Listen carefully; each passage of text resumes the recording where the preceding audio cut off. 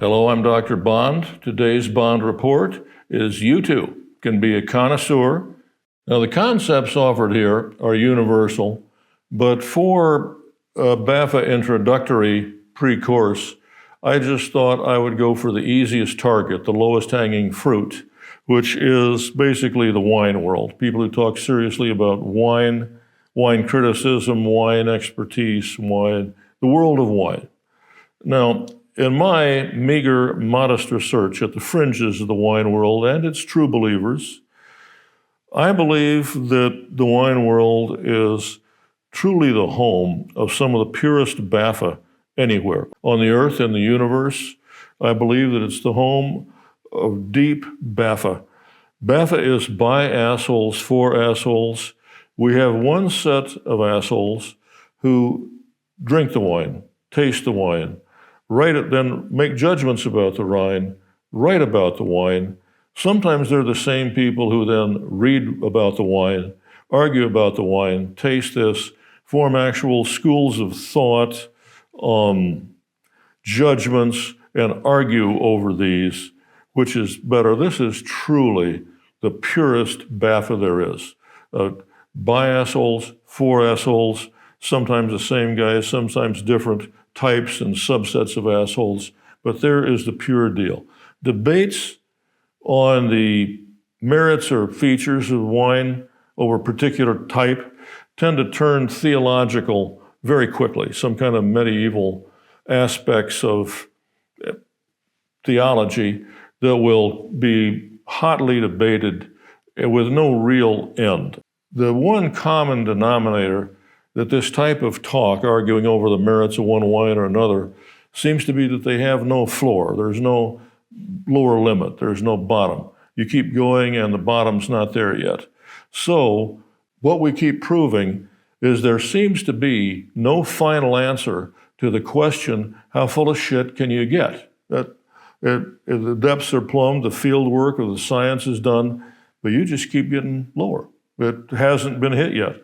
And debates on that, here we have an illustration of the wine problem. Fighting that, here are two debaters. I'll have you know I'm not full of shit. Different weapons, different looks. These look like wine guys, actually. Now, we English speakers stole a perfectly good word from French to describe what I think are a lot of these wine types, which is posure. It is difficult to fight that conclusion as you read their stuff. And we English speakers tend to have a perfectly good word because we took it intact and it means exactly what we want to say. That's actually a pretty good definition. I just, off the top of my head, listed a bunch of whiny type words there. You'll notice probably similar sound between whiny and whiny, probably not coincidental entirely. Here we have profound, of a profound profundity.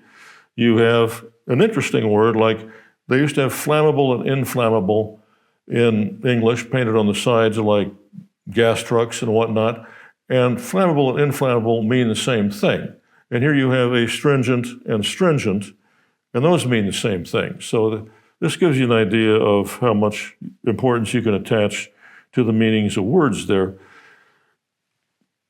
And words seem to have much different meanings in the wine world. For instance, you'll say a wine's taste is complex. When you use the word complex for a person, this is a very complex personality, that's generally shorthand for he's an asshole. For instance, ineffable, which means or cannot be described in words, which is all that means, will be taken by people to mean this is something that's impossible to F, and everyone knows what that would be. I think that requires no further clarification. I met the lady that wrote the Wine Bible, modestly entitled it The Wine Bible. You come across numerous truly barbarous phrases when reading about wine and the words they think up and the meanings they twist into describing a wine taste of some type, God knows how. And I think it's just kind of to hear your voice in a vacuum. I read the locution harmonious harmony one time, which evidently the writer thinks gives it some kind of emphasis, but I think it gives it a kind of a barbarous sound, nature, And I think anybody saying something like that would be thrown out of any well-run whorehouse. I mean, that is just a stupid phrase. Yeah, and if the guys who write this are correct, which they must occasionally be, if only by accident, I personally have entertained many doubts if they're correct for anything all the time. Me and the Sphinx are holding our own counsel on this, but I haven't heard. It could happen, but it hasn't happened yet. Here we have the No Bullshit Wine Book. This has got to be the world's lightest and thinnest book. There would be the No Bullshit Wine Book. There'd be a title page, and there might be some dedications. And, I dedicate this to my full of shit wine pals. And a couple of pages in the back for something, and I think that would probably be about it. So we've learned a lot today. Thank you very much for watching. Please subscribe.